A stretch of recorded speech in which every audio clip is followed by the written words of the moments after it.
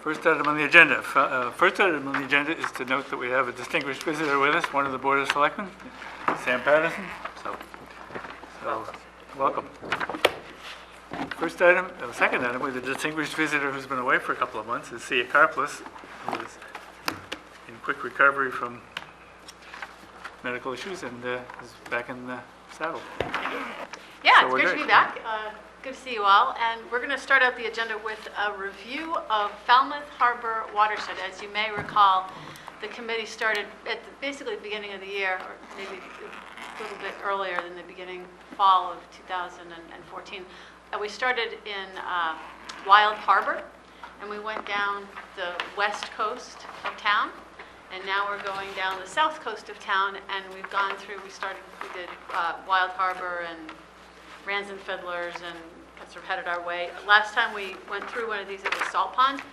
And before we get to Great Green and Bournes and Little Pond, which we've got MEPs and CWMPs for, this would be the last watershed that we hadn't reviewed. So, first slide, please. Want to remind everybody where Falmouth Harbor is. Yeah, when I get the lights, I'm not sure that is. Yeah. Yeah, just sort of turn down some of the lights. Just a couple. There. Yeah. Good. So Falmouth Harbor, as you can see, yeah, this didn't work last time either. As you can see, it's a pretty developed area. We've got Dillingham Ave at the top, Scranton Ave coming down the west side, and Falmouth Heights Road on the east side. I think everybody's very familiar with Falmouth Harbor. Next slide. Falmouth Harbor, these are where the sentinel stations are. We always start out looking at where MEP is monitoring.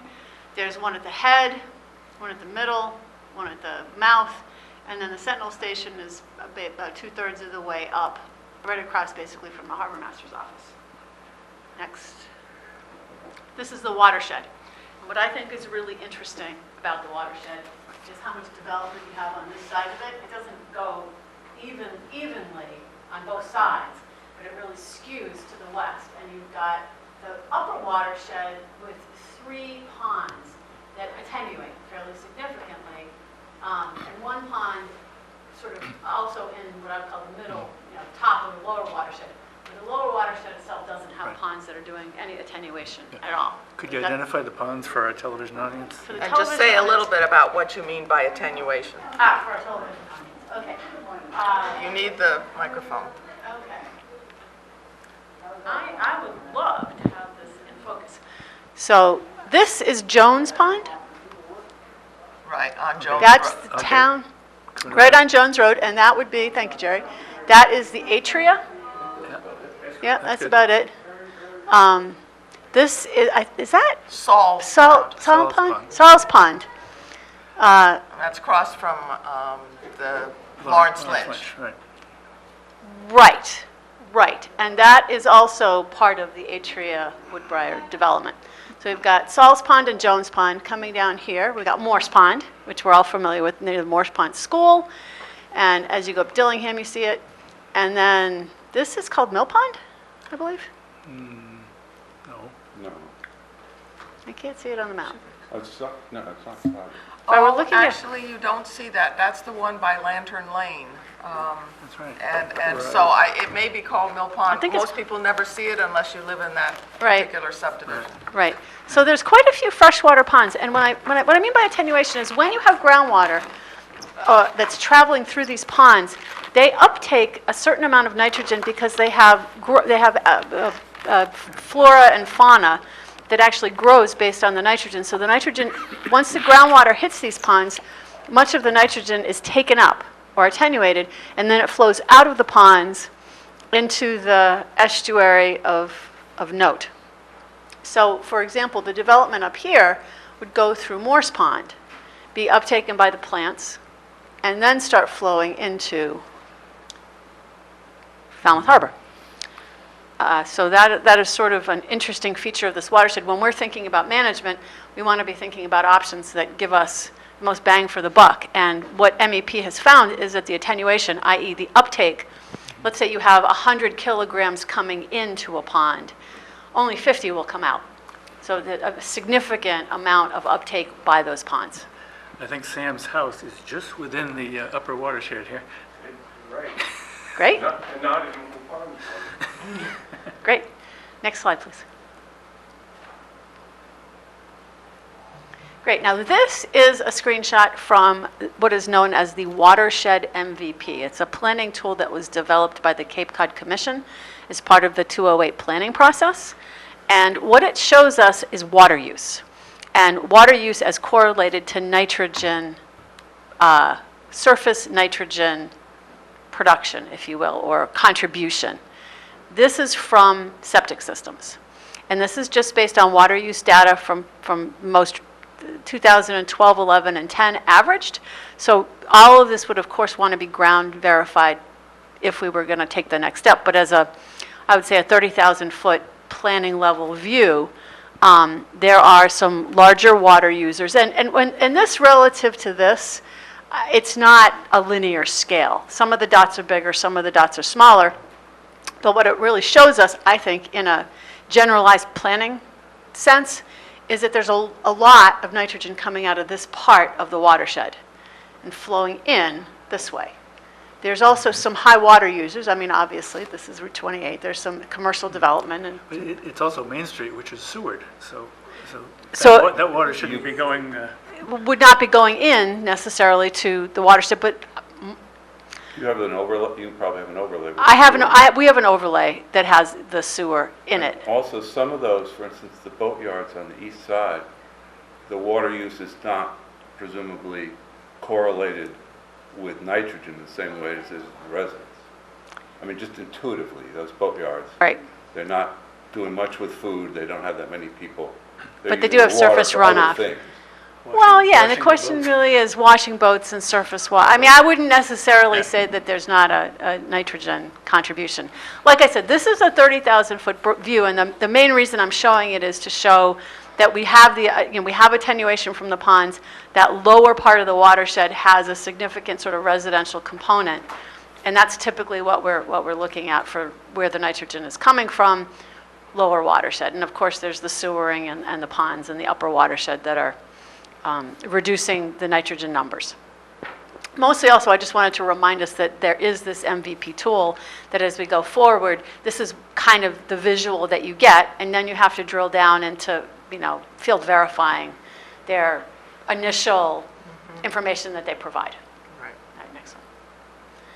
And then we've got our favorite chart from the MEP report that gives us a way to calculate how many kilograms of nitrogen would we expect to need to remove to get to our TMDL, which there is for Falmouth, which there is not for Falmouth Harbor yet. They've not established the TMDL, but the MEP reports are typically taken as the precursor, and they become the TMDL. And we're looking at under 1,000 kilograms, 625 kilograms a year by the math. I just wanted to show you, so that's the number. Again, we have our sources. 77% of the controllable load, as you saw from the pictures, is wastewater. We've got 10% from stormwater, and I think that is something I want to draw everybody's attention to. 7% from non-golf course fertilizer, which we have a bylaw to take care of, and then the 5%, and you can't see the colors as well as I can on my screen when I was looking at it, is that 5% is from the considered from the wastewater treatment facility as it comes down. And we talked about this in the context of the salt pond MEP, that there was a real question about where those watershed lines were drawn, and if that was, I know that this was something that the committee had identified in the last review of salt pond, that this delineation may not be rational. And so that would be another thing. This is just a review of the MEP report, not a deconstruction of the MEP report, but if we were going to take the next steps, that would be something we'd want to look at. Is that really accurate? Would No. that include the Randall golf course where Atria was? Yeah, that's an old one too. The golf course, again, I is mean, that might gone. have been a historic data. This is an older report. This report is from 2013, and the data sure, is... that was in it, no question. Yeah. Right, and the golf course is another one that doesn't exist anymore. Next slide. Again, this shows the different places where the loads come from. You guys all have your book. This is in the book. It's where you want to look if you want to start drilling into how much nitrogen in terms of kilograms coming from each source. And again, the mass reduction is about 625 kilograms a year. Next. And so what we then wanted to do as part of this review of the MEP reports is first identify areas that we thought needed further investigation. And I think what we've just noticed is the sewering, taking away some of the nitrogen, the delineation of where the wastewater treatment facility is. And then we wanted to look at, so in our alternatives toolbox, what are some of the possibilities that might actually address our needs? The fertilizer bylaw, if you look at the current fertilizer load per the MEP, and we take our 25% reduction, which hasn't been approved yet, but as kind of a rule of thumb, first order calculation, we'd get about 56 kilograms. And then stormwater, I wanted to highlight, if you go forward one slide, we're going to go back, but if you go forward one slide, as part of an EPA opportunity, the town of Falmouth had looked at stormwater best management locations where stormwater best management practices might make sense.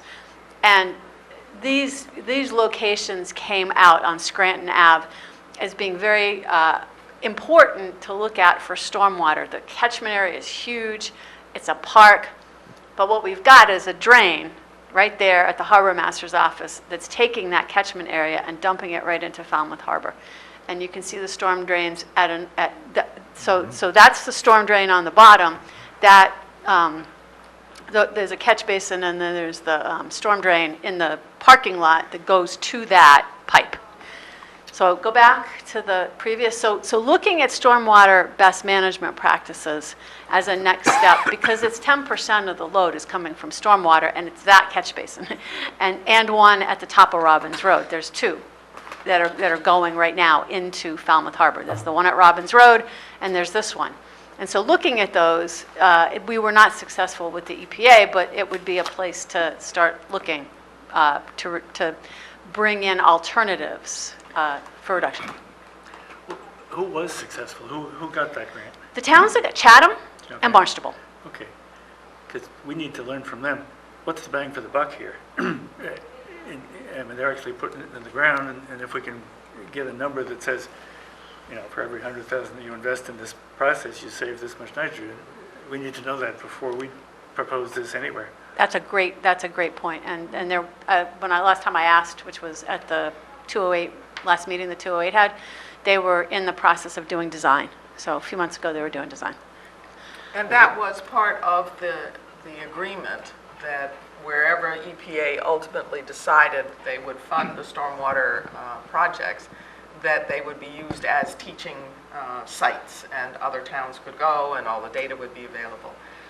And I think that's a very important aspect of that particular application and opportunity, and it's going to come back when we talk about another agenda item later. And just to add, one of the differences here is that we've got this drain that's low. So it wasn't an easy, there was pumping and other issues that were involved.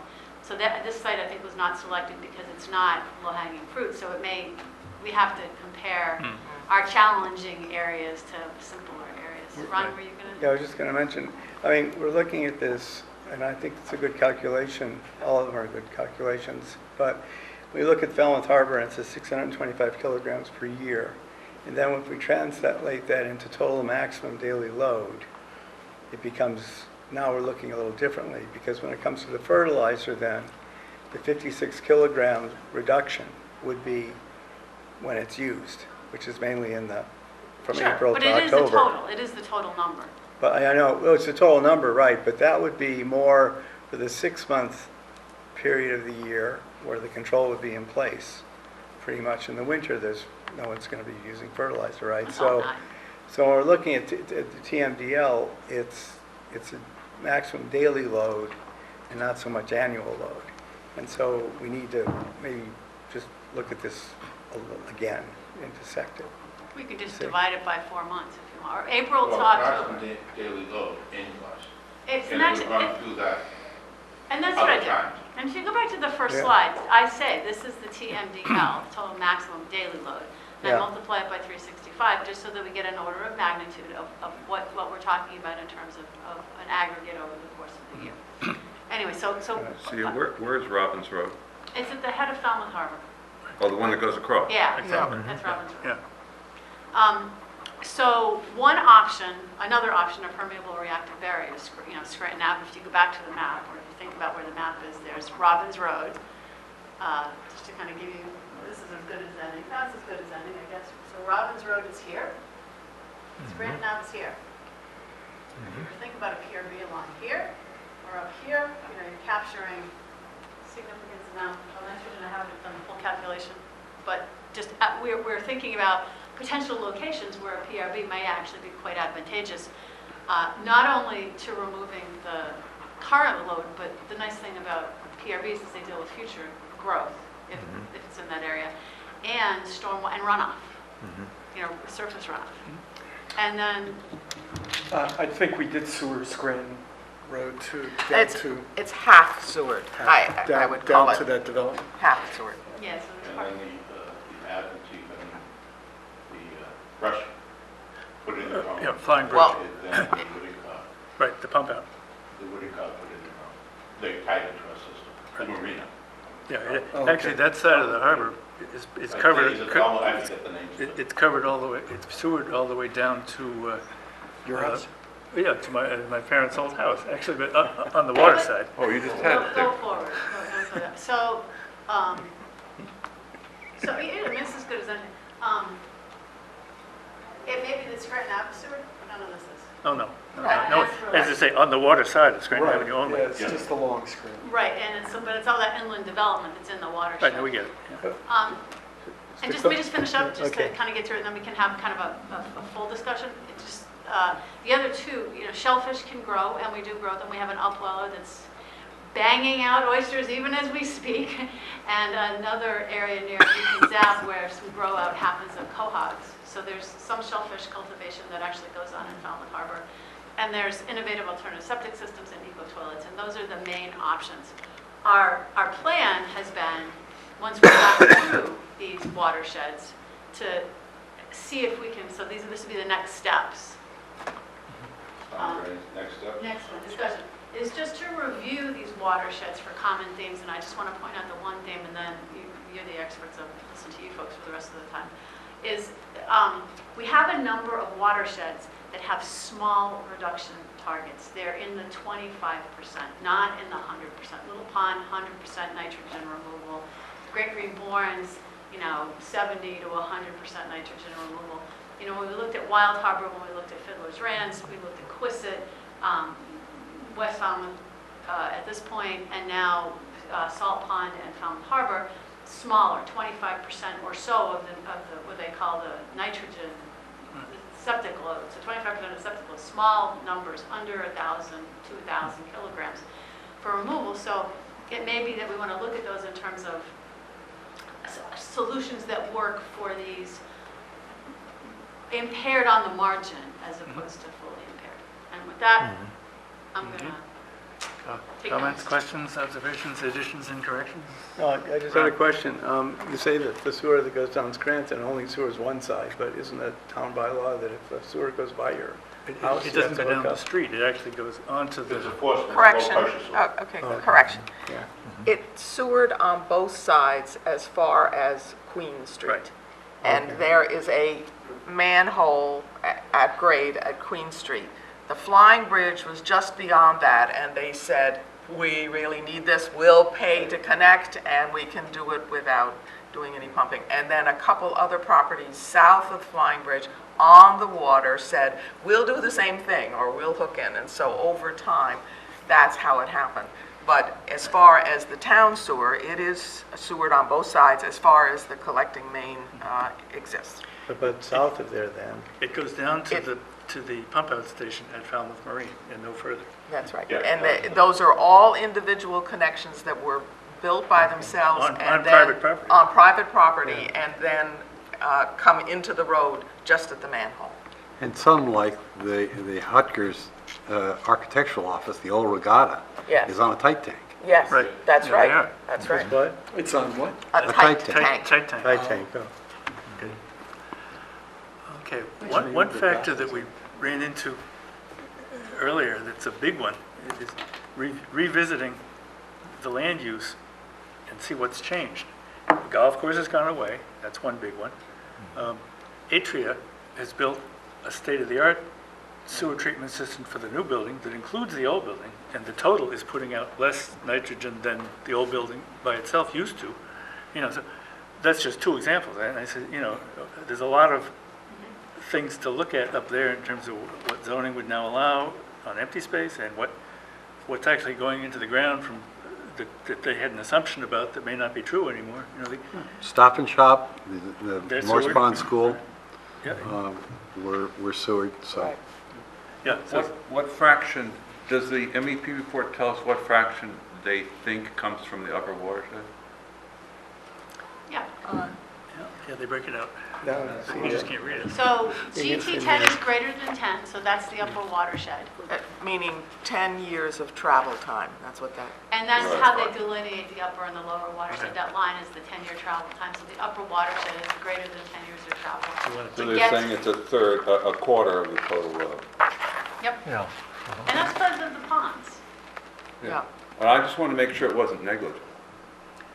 If it's negligible, then there's no point talking about, yeah, it got better. It's better than negligible, it's still negligible. 150 kilograms a year is pretty negligible.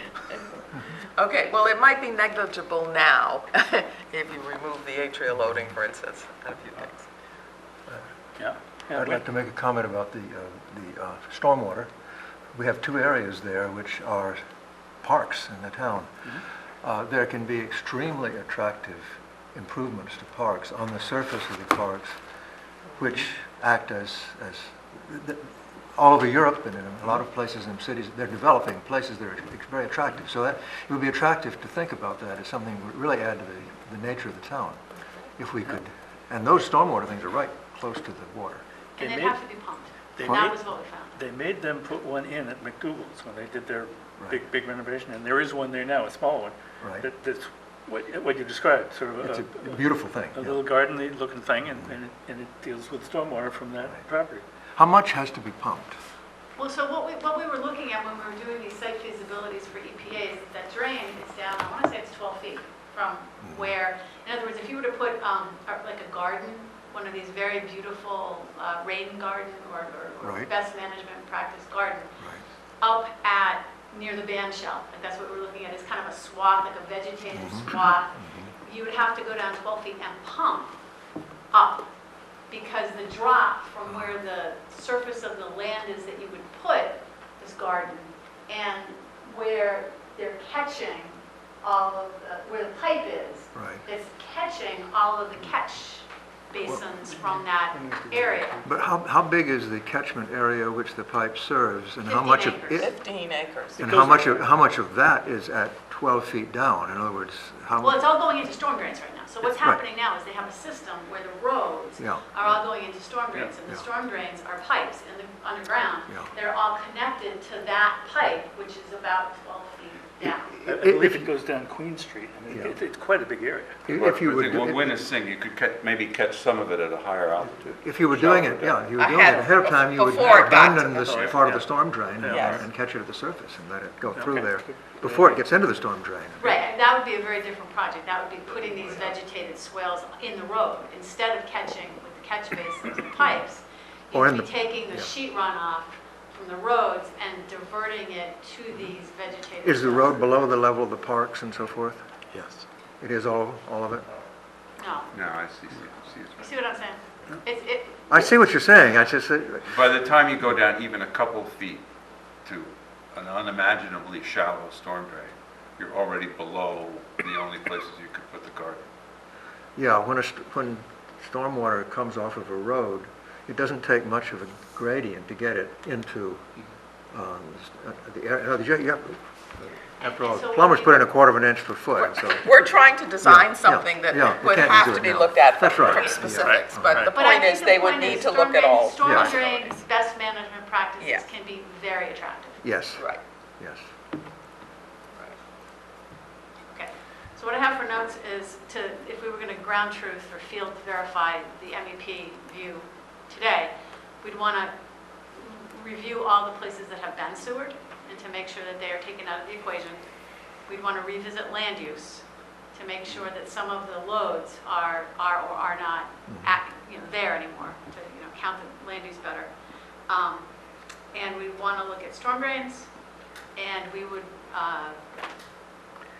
Again, make the point that the delineation that ends up saying that a portion of the wastewater treatment facility's discharge ends up in the inner harbor is reviewed, because I think that's actually an error.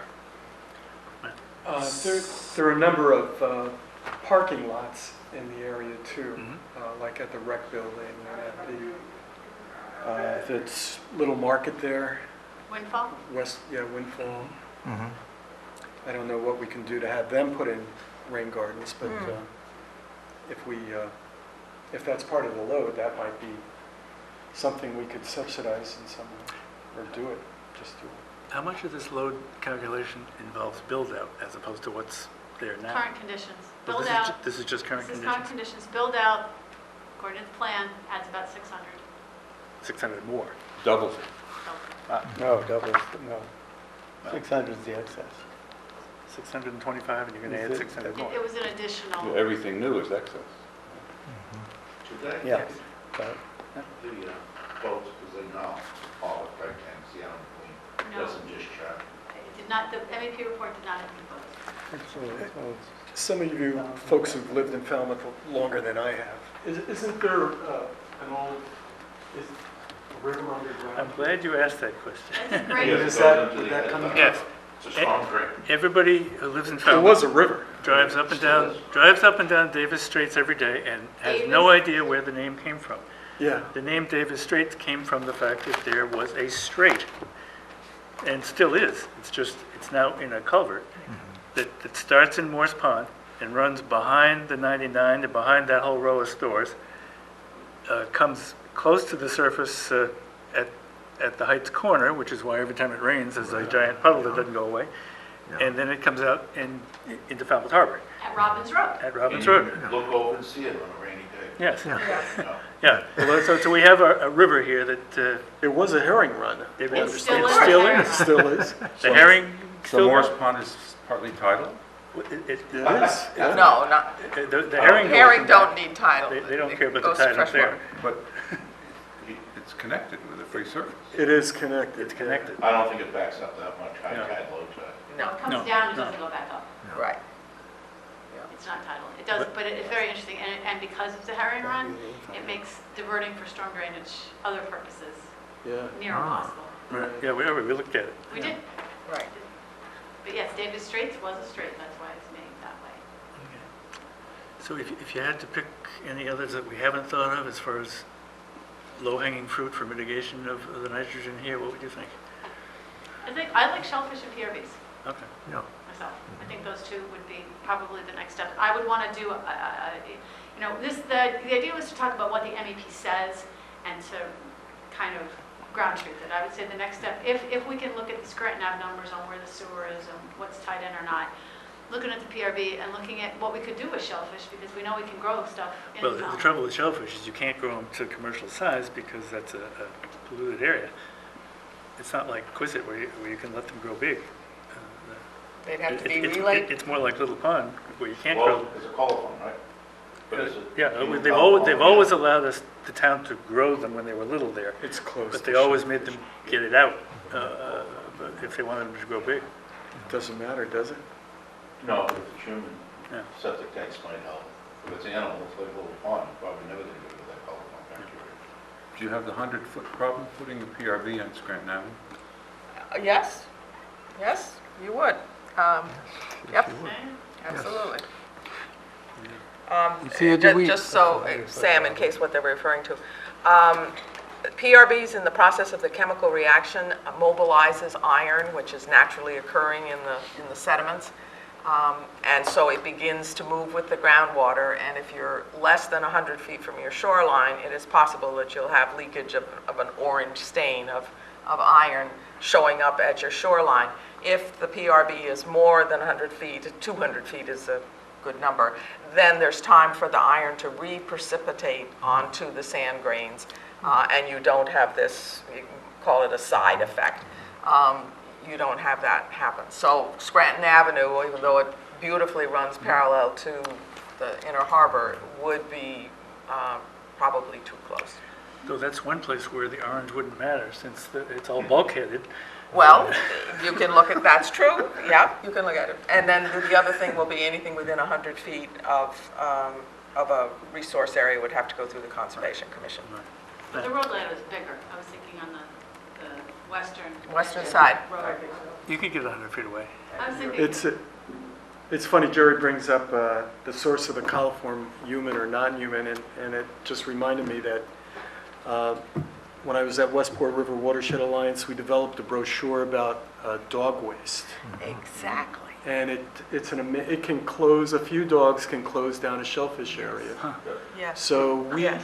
at Citizens for the Protection of Wacoit Bay, have borrowed their piece. We're going to publish it, give them credit, and distribute it around the town, veterinarians, the town hall, where people pick up licenses. So that is You a did DNA an in issue. dog food? Yeah. Vermont did Well, it on college? You know what it is? They check for what's Heartworm. caffeine. They can detect caffeine, and they assume that comes from humans. Wow, caffeine is- Yeah. It's less than the. that's smart. The same issue was found on Long Island. They were like 10 years ahead of us in studying their groundwater, and they found that dog poop was a major issue in terms of the coliform. Wow. It's another reason why you don't want direct discharge. And if people just pick up after their dogs. Well, it solves People the get problem. better now. Yeah. Yeah. And to be reminding people that it really makes a difference to clean up after your dog, to our watersheds and to our estuaries, making that shellfish. connection. And I'm sure the Canadian geese are just as bad. That will be, Well, that is, it's another good point. Are they as bad as dogs? I wonder. Absolutely. a lot more poop. Well, it's the Cormorants source aren't of so high. food is. All right, any other comments or questions about the Falmouth Do Harbor? we have any idea what the residence time of the water in Falmouth Harbor is? Does it say in that? It does say, I don't know, I don't remember. I don't Ron remember probably seeing- figured it out on the fly. Except they're Right. probably- I mean, it's think it's probably pretty once, quick. once a month is probably, well, No. with that train No. coming in. Oh, no. I would say that it's probably either 1 or 2 tidal cycles. I would agree. For the whole For harbor. about, yeah. It's not very big. Yeah. And it's cheap. Well, it is sort of proof that the inlet opening is a good idea. Because that harbor, if that inlet were not as wide as it is, would be the worst in town by far because of all what goes into it. And it's actually not too bad considering. It's short and wide open. Yeah, right. I mean, it's just the same as all these other estuaries we've been looking at, except they wide. opened it up in Right. 1907.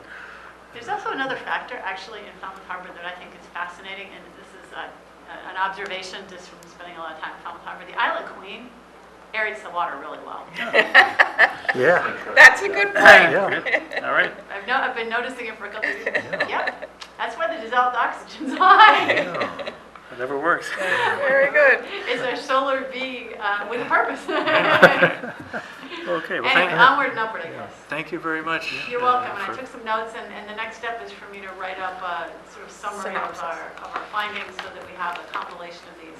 So when we take the next steps, we don't forget, we don't have to look at the meeting again. Terrific. Just have our notes. We appreciate it, and we appreciate you coming to do Well, I'm this. still here, and we're talking about the next couple of Great. things on the agenda, too. All right, additional monitoring budget for SMAST. Is this on? That's, No. No. Nope, You can nope. just close that, and shut it all down. all right. This is the $10,000 one? This is additional monitoring, this is an additional For year $10,000. three. We had voted because of the grant that became available from the Cape Cod Collaborative, $25,000 for year 3 of monitoring.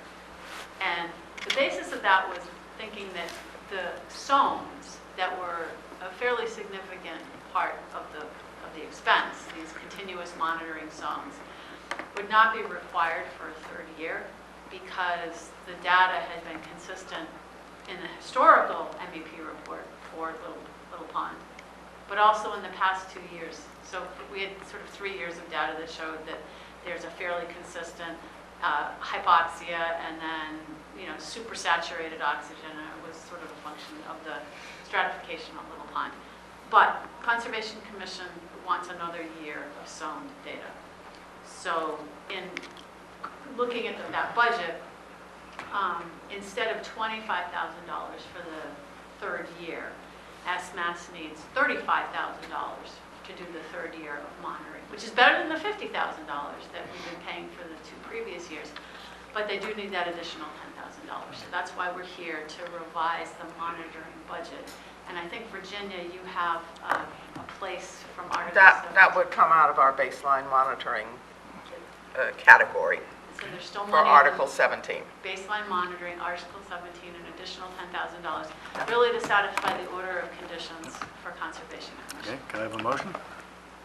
So moved. Second, discussion? All in favor? Aye. Was that a discussion or? Oh, no, I don't, yeah, do we know within that, in the amount, besides the sonds, it's what they did last year, basically? It's what they did last year, not including denitrification. So it's all of the water quality monitoring plus the sonds. The denitrification, which they are doing on their own, Yes. for their own, And on their own. On their own nickel. Yep. And the other thing I'd like to mention is that there are WHOI researchers that are also doing denitrification studies in Little Pond. okay. It is being So studied. just to be clear, CZ, Brian House is going to do his own denitrification study Exactly, on Little Pond right, and the impact of the oysters on Little Pond, Right. essentially. right. We got a motion and a second, further discussion? All in favor? Aye. Opposed? We got it. All right, now, since this is an additional 10,000, doesn't this also need to be approved by the selectmen? It does. Is it within the closure years, please?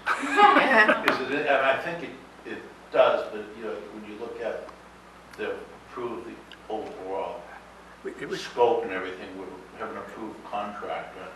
This is an amendment. We are way behind in getting the third year approved. Selectmen don't meet again until June 29th. and this isn't money we're going to be spending anytime soon. Okay. So it can I probably. think it fits within the four corners. It can wait till we, Yeah. but we voted. Till the to do- paperwork is ready. Right. Okay. Next one, shellfish budget, year 3. We had some backing and forthing on this. Do you want to explain the backing and forthing? Sure. Hope I brought my copies. I wish I left them in my printer. I know I left them, darn. I left them in, I'm really, really sorry. I made copies of the shellfish budget, but you know what? I didn't. Well, That's not my. Yeah, we I'm can, going to talk you through it. we can pass So it. what we had agreed, I printed them out, anyway. Don't enough worry. said. The shellfish budget was a 50-50 split with Division of Marine and Environmental Services and the Water Quality Committee. We were going to pay for the testing, half the seed, and some miscellaneous brochures and patrol. They were going to pay for the technician, the Little Pond Shellfish Propagation Manager, and half of the seed. They are doing the Little Pond Propagation Manager, that's an $18,000 line item, which I remember, and they did not have enough funding in their propagation budget to pay for all of the seed. It was sort of an administrative miscommunication. Just wasn't understood that they were adding, because they have a big budget for propagation. They buy a lot of cohogs, they buy remote set, I mean, they do all kinds of things, and so this sort of fell through the cracks. And so in working through paying now the vendors, because our seed has, the last of our 2 million seed is coming tomorrow, which is really great that we're this early in the game, last week of May, first week of June, we got 3/4 of our seed, the last of it's coming now. So now we're starting to have to write the checks to pay the vendors for the seed, and this has all sort of administratively come out. And the amount that DMES is short in their propagation budget is $6,000.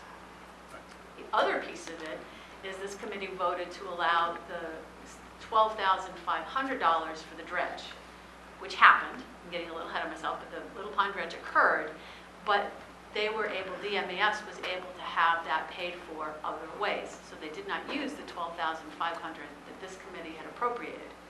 So the hope is that this committee would allow $6,000 to be spent on seed, recognizing that $12,000 is not being used.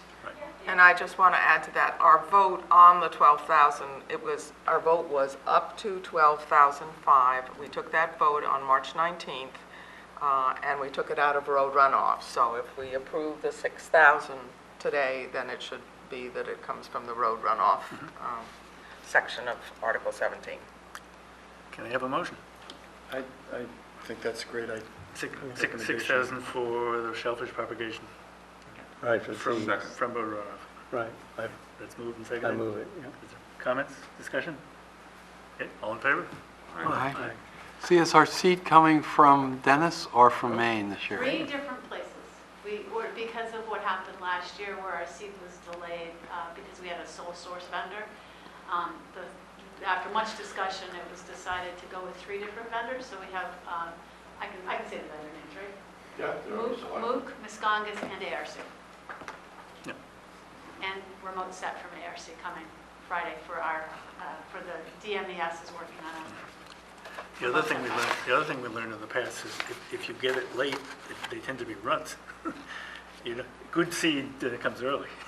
So Impressing on the vendors of the seed that this is a big, important project that is being looked at, not just because we're not just growing oysters, but we are demonstrating oysters as a nutrient remediation strategy, has really helped them understand why we need to get all our seed as early as possible so that we can do the best science. And they've been very supportive and accommodating in that regard. That's been great. okay, I think we've had the vote on this one. Next item, EPA letter of interest on PRBs. Okay, we emailed to all of you a 4-page letter that was received, in a sense, out of the blue. The town received it, Julian received it on June 4th, and we didn't have a meeting until tonight. So we asked that it be, in this case is Eric, myself, and Jerry, asked that it be put on the selectmen's agenda, because when we looked at the schedule, the submittal had to be in by July 1st. So it was on the selectmen's agenda this past Monday, and our meeting is today. The selectmen voted to submit a statement of interest for this opportunity. And I'm going to outline what the opportunity is, although in a sense it's in this 4-pager that came from EPA. They apparently have a line on some funds, which has come up rather suddenly. They're extremely interested in permeable reactive barriers and actually getting to the point where there might be an actual pilot PRB installed. Prior to that, you need to have a better idea of both the hydrology and the water quality of a particular area of the aquifer. We know this because we've been working in Acapesket with that sense, just looking at Great Pond, which requires 100% removal. The town has a plan for Little Pond, for the lower watershed. We're now working at Great Pond. And so with this opportunity coming to do some serious hydrogeo work, we're going to be able to get some really solid information for Green, Lawrence, Wacoit, Falmouth Inner Harbor. It really is a wonderful opportunity. There was a briefing held last Wednesday at the Cape Cod Commission. This is a partner project with the U.S. Geological Survey, the EPA, and the Cape Cod Commission. And each of them has a slightly different main goal, but they're working together because this is a benefit to them, and it's clearly going to be a benefit to the town. The EPA wants to find out in the ground, will a PRB really work in terms of an alternative technology, let's say. for capturing non-point sources of nitrogen, for capturing nitrogen that comes from septic systems from a particular area. The Cape Cod Commission has developed this watershed MVP, this tool, that they think helps predict where, if you take a street and look at the groundwater coming towards that street, and if there's a PRB in that street, how much nitrogen there would be approaching the PRB, and then obviously did it get stripped out. So they're interested in using this tool, and you might say ground proofing it. So a PRB would be put in, they would project what they think the nitrogen is, and then we find out whether there really is that amount of nitrogen there. So that's what they're thinking about. And the U.S. Geological Survey, and I'm just going to sort of flash this, the U.S. Geological Survey has a fairly good handle on what the regional groundwater regime looks like, but when it gets to the peninsulas, these are 3 different scenarios. You can see that these lines in the peninsulas, these are groundwater contours, any one of which could be correct. And so they're very interested in having actual information from the groundwater to help them better understand these peninsulas that are on the south coast of the Cape.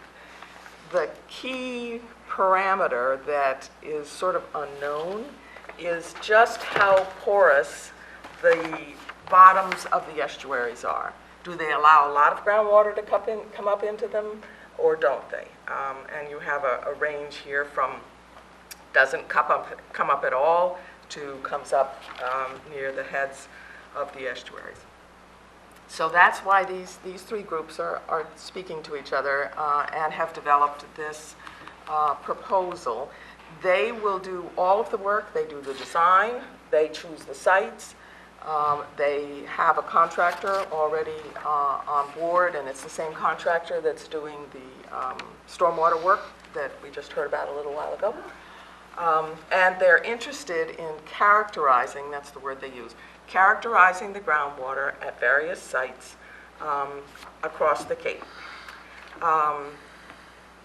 Watersheds that drain into Buzzards Bay or Vineyard Sound are candidates to apply.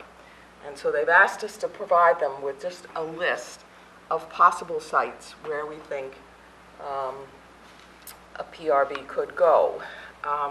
It needs to be town-owned land, and that's largely for expediency at this point. They don't want to have to get into easements and negotiating permissions with private owners. Ideally, they want these sites to be more than 100 feet away from a wetland of any sort to minimize the permitting pieces. They really want to get wells in the ground. That's what they're aiming for. They have a number of other criteria that they're going to use to screen down. So they just said, towns, you know your towns, you know where your town land is. You make suggestions to us, and then we'll take a look and see what we think where we'd like to invest our money. So 4 different towns came to this hearing: Barnstable, Mashpee, and I was either Yarmouth or Chatham. And Eastham also came to listen, although they don't drain into Vineyard Sound, and ourselves. So I think we have a reasonably good chance of getting some sort of award and activity. They're fairly straightforward as to the kind of information that they want. They want us to identify lots. They want the parcel numbers, and that's because that's how they can do their analysis. They need, in this letter, which Julian is going to sign, that the community express its interest in the project, its willingness to enter into a memorandum of understanding with the EPA, and that we will help in the information that is developed, and that's why I mentioned from the stormwater. If they select a site here, they want it clear, and the MOU will say it's okay for other towns to come visit. We will share the data. This is not in any way proprietary. It's done for the purpose of trying to better understand how effective permeable reactive barrier would be and how much it would cost. One of the major costs, if you may remember back to the CDM study, was the monitoring. You install the PRV, but then you got to monitor it to see how it's working. And so EPA wants to really look and find out does it really cost that much? That's part of their objective. So that's where, what C and I have done is to begin to do a map analysis. And as I mentioned just a minute ago, we've sort of looked in each watershed to see if we could find at least one place that would have a road or town property that was at right angles to the groundwater, that was in an area where we thought, based on our general knowledge, that the groundwater would be surfacing fairly soon into a water body. And that information gets forwarded to them. This is only to be like a 3-pager. This is a very, very short brief. The main thing they want is the parcel number. And then once they've done their initial screening, then there'll be a more detailed discussion of the information on a particular area. How many do they intend to do altogether? They did not say how many. They just said that they had enough money for multiple sites. So At the same time. Well, that's right. It could be in the same town. They encouraged us to submit a list of multiple sites, and at this point, Sia and I are at about a dozen that we've found. And as I said, we're looking at all of the watersheds. And they did not. My sense was they were very careful to not say how much money they had, but my sense was that there was going to be enough to go around since only 4 towns showed up. So we'll put our best foot forward and hope that something will happen in July. Now, this doesn't build a PRB. No. Is there a premise that subsequently someone will be paying to build a PRB?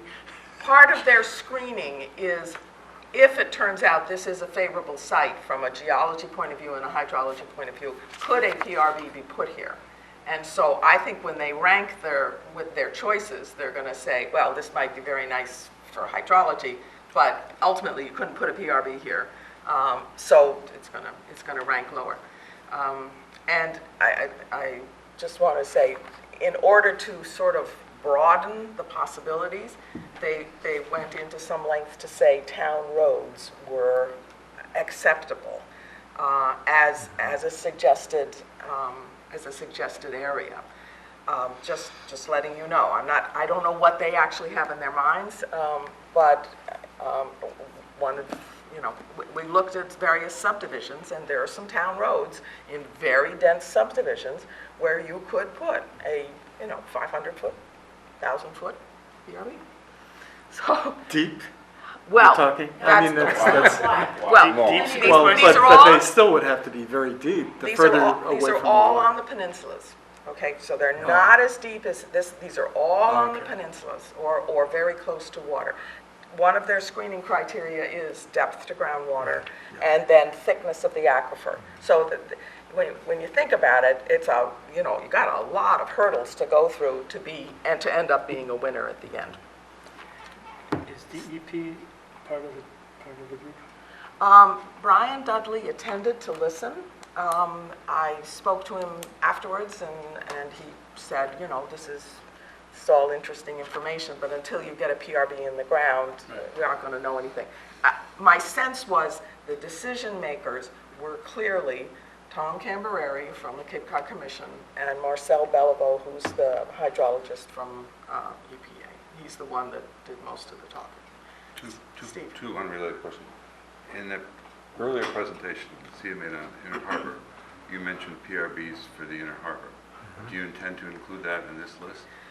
I think we can. I think we've also had a good discussion tonight, or today, that we got to look at Scranton Avenue and see whether it's because it's less than 100 feet, does that really throw it out?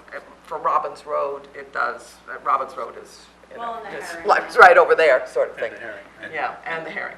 And the other one is, I assume the town is not going to be legally committed to building a PRB if we don't want to, even if they think it's great. That's correct.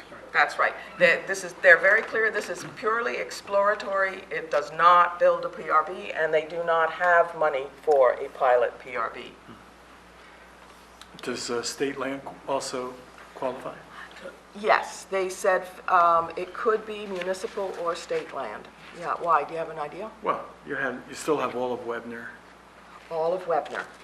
and there's a lot of state land in the Mashpee Wildlife Refuge Okay. and the Quashnet Woods Okay. area. Yeah. Parallel Right. question, could it be conservation land, though, to do this kind of work? Yeah, And that's the actu- other question. That's right. One of the other attendees raised that, if it's conservation land, obviously, if it looks really good, we're still going to do a little more map analysis. But if it's conservation land, that's a hurdle. There's also the park in T-Ticket, the new park, the old putting range or driving range. Yeah, but just conservation land. One of the famous PRBs, experimental ones, Is in on the Webner. shore of Wacoit Bay, right? Well, that's correct. It And, can't- Was and, that because it was scientific? Conformance. yeah. no, it's because it was easy to install. No, but why was it allowed on conservation land? Well, it was a state facility, not so Yes. much conservation. Right. It was also considered. So it Yeah. doesn't prove that you could build a big Institution? No, it Is that what doesn't. you said? And Webner is very high, it's a long distance to the groundwater. It's on a bluff. The thing about Webner is how high up on the Right. bluff it is. Yes, right. And the same with, looking at Upper Childs River, there's a road right there. River's Edge Road. River's Edge Road. Yeah. Again, pretty high. But if the thickness of the aquifer is not so much, Right. Right. At Webner, the aquifer is going to be only a foot or two above sea level. At River's Edge, the water table is going to be Right. higher up. So even though the land is higher up, the water table is also higher up. Ron? No, I would have been interested in attending this meeting as well if I'd known about it, because I was on the barn, I was there all day Okay, for a meeting in the afternoon. Okay. So if you could let the committee know when these come up, Okay, okay. that's I'm fair. not- We it should would be send all this great, stuff because around. I was there, Okay. basically. Not, my meeting was point. at 2 o'clock, this is 11 o'clock, Yes, but I could have attended this one and then carried on to the okay. other one. I do think when I sent this out that I said I intended to, well, You did. I think I did let you know before the meeting, You did? in all Okay. You fairness. said you intended to go. I intended to Sorry. go. I think you Yeah. didn't get notice of when it was. I might have Well, missed it, it's in the document that I forwarded. yeah. to Right, you. it's here, right. All right. I read it. The other thing is, when you talked about log iron, or Sam especially knows, Yes, if you look at some of the research results for Webner, green, no algae, a nice bright red because of the iron, yes, and green, no algae. I mean, that's a clear indication of what Virginia was talking about, this iron does precipitate out. it does. There's no It gets mobilized and then it Right. precipitates. well, and the biggest issue, I think the experimental design, I looked at it pretty carefully for some work that I did for another town. I looked at what was done at Webner with that PRB. There are two really important distinctions that we are not going to do. One is, it's very close to the shore. Yes, And so there's not time for the recombination. So I think it's really important to understand, as groundwater moves through a PRB, it mobilizes iron, but then the iron is recombined. That's the 200-foot. that's, Well, we limitation. don't know exactly. It might be 50 feet, it might be 100 Right, feet. It some- depends on some how much distance. iron is in, A, the sand, and B, the groundwater. I mean, it really depends on the local chemistry, and you have to do sort of a treatability study of the actual groundwater and the actual field conditions to know whether it can be 50 feet or 200 feet. That 200 feet is a conservative rule of thumb, 100 feet is another rule of thumb, but not a site-specific finding. That's number one. Number two, the PRB that was put in Wacoit is inundated with salt water, yes, and that hugely changes the chemistry. Yes, Right, and right. you don't want that to Right, right happen, over and that it. ruins Right. your PRB. And so we can't use for our purposes the findings from that study really for much. except for that, wow, it removed nitrogen, you know? I mean, you can tell that it goes through, but from how you would cite something and what you would find Wouldn't do it. if you did, it's not, it's a good start, but we need to be a little more systematic in our site selection. Right. All right, this doesn't require a vote. Okay, But so we'll all be this kept is- abreast of how it's going. Right. So we will do a screening of various sites, circulate a draft letter, have Julian review it, and then the deadline is July 1st, so we have about 10 days in which to get this done. Right. Okay, discuss meeting times and dates for July. Sailors, Later. Later. How about earlier? how about 9 in the morning?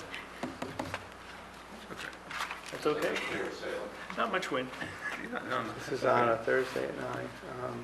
I mean, Well, the two dates that are involved here, Yeah. I think there'll be a consensus not to meet on the 2nd of July. But the 16th and the 30th of July are open.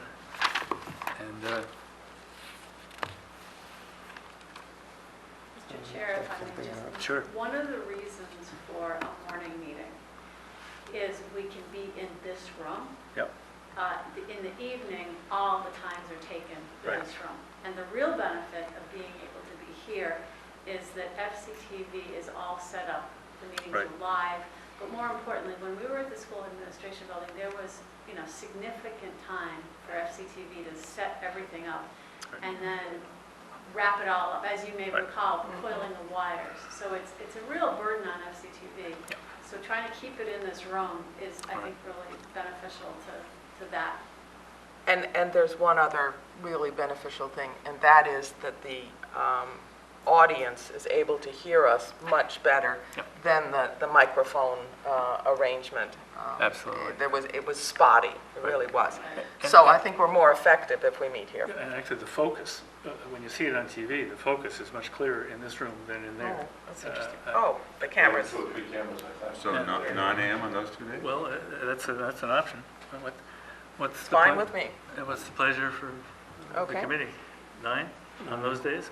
Sold.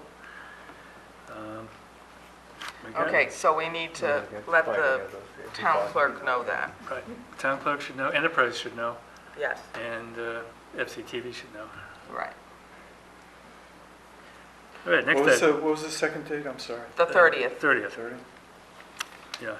We could talk about August, but our practice has been to Let's do nothing, wait. but you wanna wait? It may, if it turns out we need, say, for this Yeah. EPA, we Right. need a meeting in August, we'll hold a meeting in August.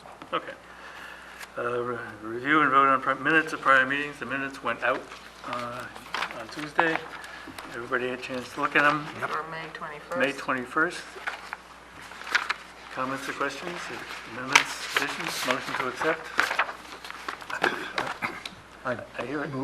Moved and seconded to accept the minutes of May 21st as presented. All in favor? Aye. Opposed? Aye. The ayes have it. Are those the only minutes? Those are the only Those are the only minutes? Okay. Today, Report of members and staff? Report of selectmen? I have a question, Mr. Chairman. Sure. Remember, we talked about funding the study with Mashpee Yeah. Yes, for Charles the River. Munakis River. Yeah. Are we at a position now where we could, first of all, are there any RFPs available? Is there any money available? Or do we have the time, does staff have the time We to put asked, something like we that asked together? SMAS to come up with a we have a proposal. budget, and I have been actively looking. You can see my to-do list, it is actually right there. This is my Falmouth to-do list right there. So I actively, monthly go through CZM, 208, I go through all the different potential state funding opportunities to see what's available. It's a big enough amount where I haven't looked at foundations, but if you were to think of potential foundations, nonprofits that might fund a study like that, because of your network in Wacoit, you could just send me those organizations, I'd be happy to look. But right now, what I've been doing is monthly, looking what's on the street for the state, Okay. regional. What is the estimated cost? Do we have an estimated cost? $50,000. 50? Okay. And the county hasn't chipped in anything. Nope. And And, Mashpee Creek chipped in anything. oh, no. Well, Have we approached our legislative delegation? Well, it does seem like the collaborative, if they're interested in Yeah. joint project, here's one. So maybe we should chase Andrew around again. It's a new fiscal year. It's a new fiscal year. Yeah, He may not be budgeted, but sometimes there's leftover money from things that didn't quite make it. yes, yes, when, I've been attending, when I could, the meetings of the Mashpee Sewer Commission, and they always want to know, they always have an item on their I agenda. know. It's tonight, as a matter of Right. fact. What's Falmouth doing about the child? What is Falmouth doing about Charles River? And the last time I was there, I just said, well, we discussed it, and we're looking at possibility for funding, and we haven't got any further than that. And I wondered, is there anything more that they should be told? I can't go tonight, by the way. No. Well, is there anything more that you can tell them? It's at 7, yes. Additional funding for other sources of development. Yep. So, Sure. collaborative. Jerry, are you still on that I'm committee? on it, I stopped responding because there's nothing more to respond to. I don't know if I said that, Tom will come back and say, Yeah. what's Falmouth's issue? Yeah, that's true. They always ask the same question. They always No, ask- I'm, not that one. I mean the county Oh, the collaborative. collaborative.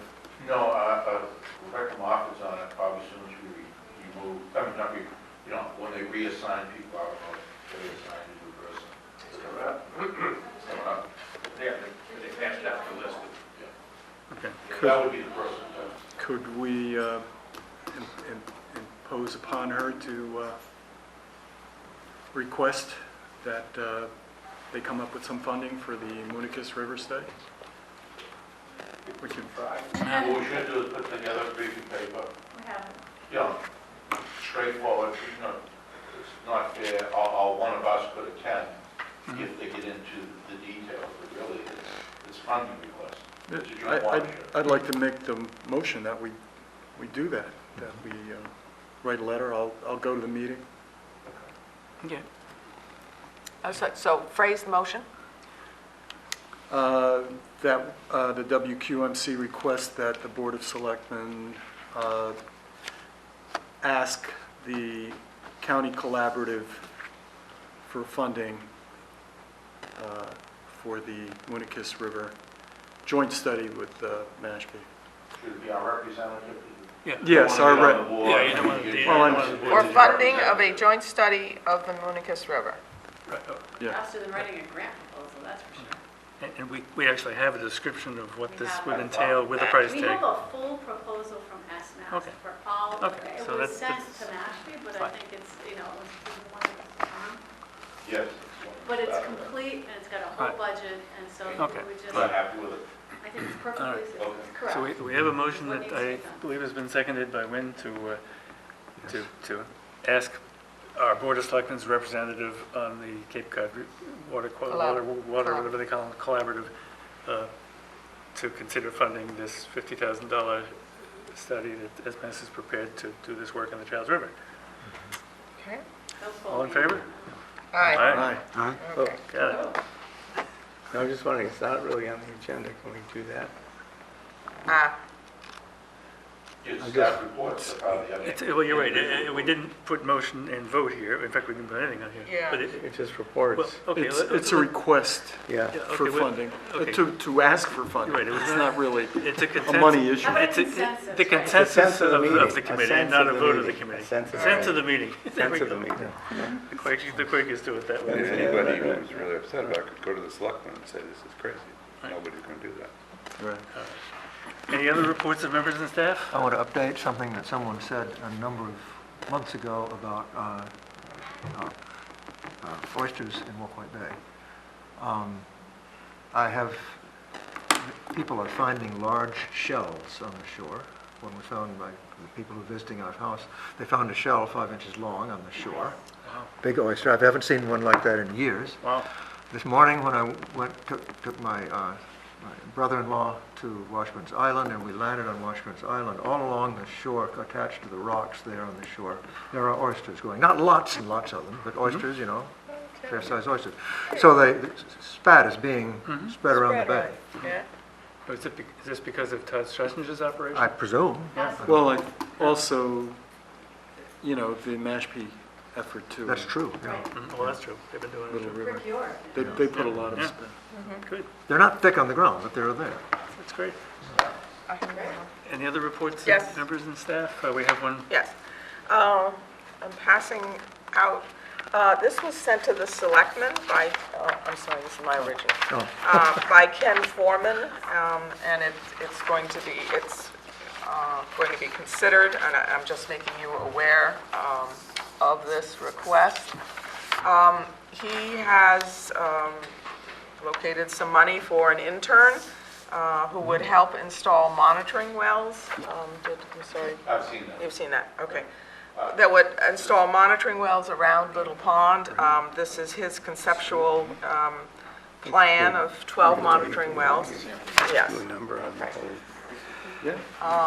He would need permission in some cases from the town because of a town road, or permission from a private landowner, because not all of the roads in Mara Vista are town roads. It would be a multi-port sampler. In other words, the well would be put down, and then it would be in such a way that they would be able to sample the groundwater at various different elevations in the aquifer. They're obviously looking at water quality issues. This is at no cost to the town, and at this point, it's under review. So just letting you know that this has been proposed. Was this one of the, I think, I heard about something like this technology at the Webinar, the discussion. The multi-port Yes, monitoring yes, wells? I think it was, I did. That's, yeah. the Geological Survey has been doing that for Yeah. 20 years, maybe even longer. Ken Foreman is one of the finest public servants that's ever lived in this town, and every time he does something, it's good for the good of the town. I think our experience in this world is that if DEP and USGS aren't involved at the beginning of something like this, the results aren't worth as much as they would be if they had been, and particularly DEP. You know, if you're going to come out at the end of it with some conclusions, and they had no input in the setting up of the experiment, they're not going to have give it much validity. And I would recommend to Ken, get USGS and the DEP in before you put anything in the ground, so that your results will have some more value. It's an interesting caveat. We can pass it on. Is he looking for our endorsement of this? Well, it could not be on today's agenda, but obviously he would like support for it. It is, in terms of the term, is there any idea how long the project would go on? This is because he has a summer intern who would be able to physically do the work of installing the monitoring wells. But the wells could stay there. The wells will stay there for some period of time. I don't. Don't know that part. When does he need to get started? Well, he's going to be coming before the selectmen. I'm not exactly sure when it's been scheduled, and that's when, you know, just because we don't meet all the time, I wanted you to have a heads up on it. Show up individually. I'd Sure. like to ask the committee if we could have another sense of the committee to endorse this project going forward. I think it's the more data, the better. Ron, you're going to be sorry you started this. We'll be having sense of the meeting on everything. Your 48-hour notice is going right out the window. No, it's, well, there's, yeah. Given Eric's quick caveats, I think those would be Yeah. great recommendations. Yes, right. But I would move that we, Okay. Well, Sense of the meeting. Won't be a motion if it's a sense of the meeting. But Okay. Yeah. is it the sense of the meeting that we should The thing- support Recommend to the Ken Board of Foreman's Selectmen. proposed Yes. effort here? Yeah, yeah, yes. That's the sense. okay. One of the things that's come up, and it's still unclear, is that he's going on town-owned land, and to whatever extent it's come up before, can't use public funds, public staff to do work, private companies to do work on town-owned lands. So if my assistant, Sia's assistants, could come into question on this conflict we had about town employees going on private property. I think maybe it's more private. Oh, it's the private property. But he's not proposing to do He it. didn't want, he hasn't asked for either of your, or any of our, Yeah. I don't think so. The issue came up before, although he's a public Education. it still runs across that same caveat. Right. And, that's up to the selectmen Sure. and finance director to work out. In my previous professional life, the way things like this we worded could be, the sense of the meeting is that the meeting has no objection Yeah, to the possibility of this going forward or something. I mean, I'd like Yeah. to make it a little more positive. Yeah. But that's, right. This is a good thing. We Ex- want it yes, to this meet. the, that's the same. But the guardian of the open meeting law is not going to let you get away with that.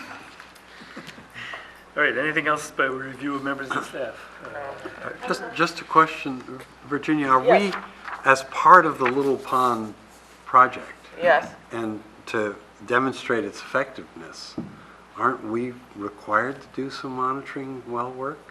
We're not required that I'm aware of. Wasn't Dennis LeBlanc very interested in? In Little Pond, In the pond, but not around the edges here. this, no one cares about the privileges. If it's not showing up in the pond. This is an idea that has been floated for more than a year by various people. Ken's the guy that put it on paper and found an intern that will be able to physically do the work, so he's given credit for that. So it's not like this is a new idea, that the point is that he's trying to make that happen. The town isn't required to do it, but I think it would be very interesting data. Just quickly, I already said it, but the Little Pond dredge has been complete, Yes. Oh, and that is very exciting news, things are flushing. It's a 10-foot channel. That is the extent of the dredge. You will still see that there's a shoal. That shoal has always been there, it's going to continue to be there, but it is not occluding the actual flow of Little Pond. It's the 10-foot, and Greg Fraser walked it, made sure everything looked good, and where the extension was around the corner. So it goes in 10 feet, and then it goes out 190 feet. So it's a much longer dredge from around the corner. So the idea is that because of that additional dredge, it should last longer. Like that was completed. and can you actually see that it goes off? I mean, You can see it. you can. So in 10 feet and then, Well, the width of it is 10 feet. Okay. Not the length. Okay. So it goes the length, I don't know, 100 and, under the bridge and straight, if you're looking at Little Pond. Okay. How wide is 10 feet wide channel. yes, it's 10 feet wide the and exact wide. width of the channel. Okay. People should understand the reason for that is that's the extent that was permitted to dredge. Nobody was going to give them permission to dredge all the sand. What there is a standard permit that allows them to do this amount of dredging periodically without having to go back and reapply, and that's what they did. Right. So that happened. The other is the 208 plan has been, Jerry? Certified. Approved? No, it just gets submitted to EPA. It's like EPA now has it.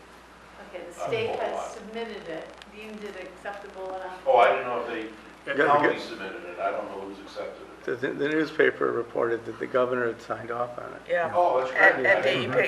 Yeah, Yeah, that's that's a newspaper, I don't know, No, So the governor signed off on it, it's now at EPA, so the 208 plan is moving forward, and there is a meeting of a regional 208 meeting in Harwich Yes. Yes. on 24th? 24th of this month, from 6 to 8. Right, it's at the Monomoy School in Harwich. Is anyone from this committee going? I was thinking of going. I have a pretty tough schedule that day, but I was thinking of I going. can't go. Okay. What day is that? It's a Wednesday, What time? 6 o'clock. For some reason, it's 6 At to night. 8. Dinner time. Dinner. Yes, dinner time, yeah. Okay. they want a big crowd. I mean, some of these meetings, unless you're into it globally, Not worth it. it's, and you really have a passion for it, it's not the thing about. I mean, we're moving ahead in our stuff, Yeah. Yeah? and we don't have to comply, but the rest of the watersheds Right. in Falmouth will have to Yeah. comply. All right, we have one other item, which is the pending staff report. Just to let people know, the selectmen have decided to hold a public hearing on the betterments for Monday, July 15th. They Location, announced that last Monday, location, Okay, to be determined Okay. in time. okay. Probably, I'll let them figure out a large room in a large room, yes, Larger than the last. Yep. yes. Well, they know now.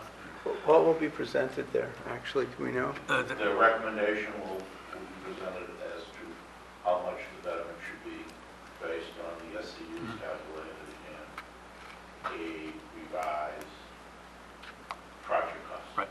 This is the official betterment hearing. Right. They pick a dollar figure per SEU. They pick a term for repayment of people who want to repay it over time. They pick a percentage interest rate to charge those people. This is when those choices are made. The By 20 or 30 years you mentioned. 20, it can be 20, well, this committee is well aware, it could be 20 years, it could be 30 years, it could be 0%, could be 2%. If they want to stick with the old state law, it could be 5%. Those are the options they have, and they have to vote on them at this meeting. Right. Insofar as the amount is concerned, I think you mentioned at the last meeting that if it's below that, if it turns out that the cost is lower, then they'll lower the betterment, but it wouldn't be increased. Exactly. That's correct. Right, That's, so that's what- what we've said yeah. from the very beginning. Yep. Right, okay. Okay, so the final item on the agenda is our pending departure of our favorite member. Favorite. Win came to this with background in a lot of things, and he's picked up a background in a lot of things, but I think the thing we're going to miss the most about you is you. You're the most sort of cheerful and easy to get along with of any of us. Thank you. Sure.